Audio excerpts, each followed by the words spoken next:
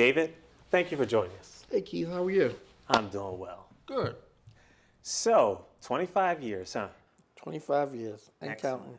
Excellent. And you've really made a name for yourself in Philadelphia in the Have I catering really? industry. That's what I hear. Okay. And it's a good name. Okay. I have a question for you.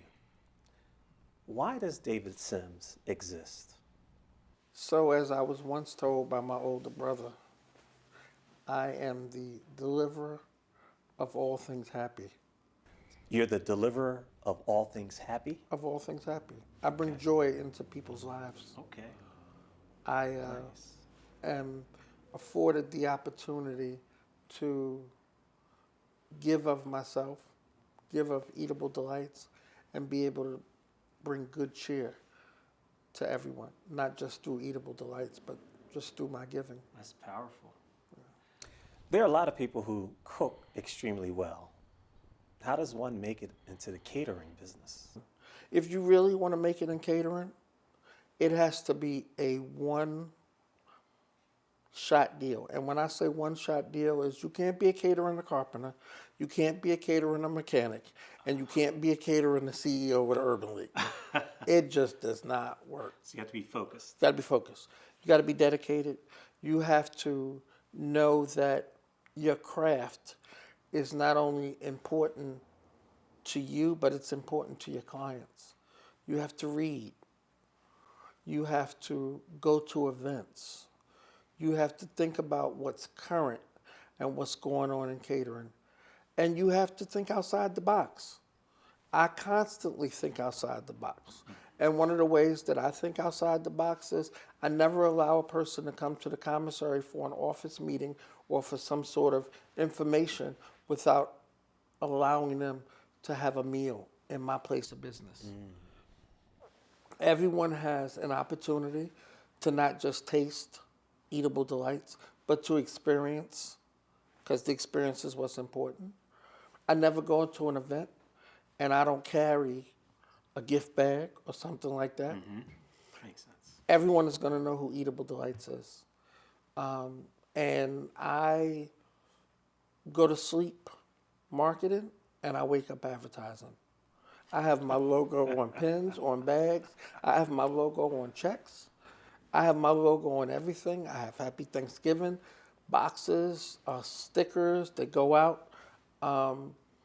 You've got to be all in if you want to be a good or great caterer. And you referenced your brand. Sure. So how do you maintain consistency by working with your team?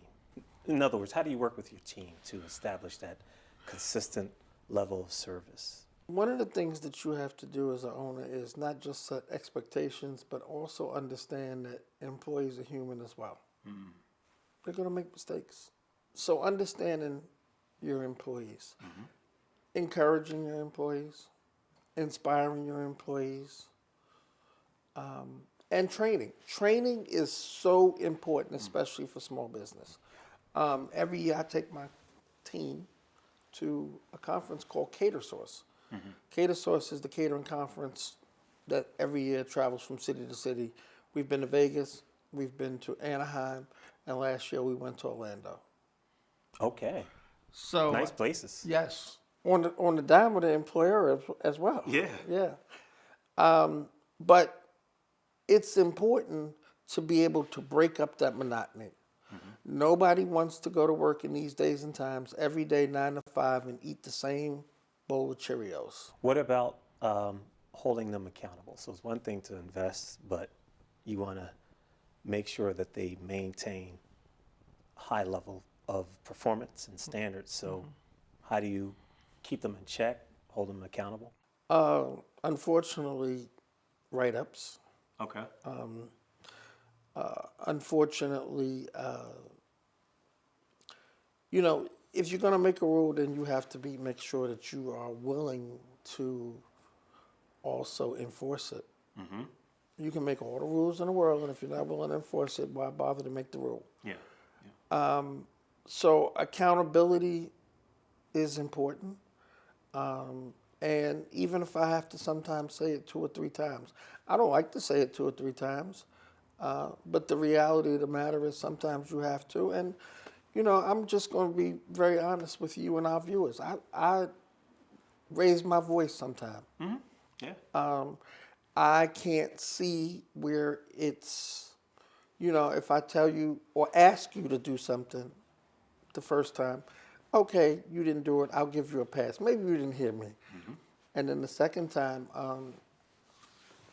it's still not done, or you still didn't have an opportunity. Because I've given you the tools to do what it is that you need. Right. By the time we're at the third time, I have a different decibel in my voice. And that's just being honest. Makes sense. David, we want to thank you for joining us today. We have these for people to learn, to grow, to develop confidence and resilience, and you've made that happen. Well, I thank you for having me, and whenever it is that I can be a friend to the Urban League, please allow me to do so. We certainly will.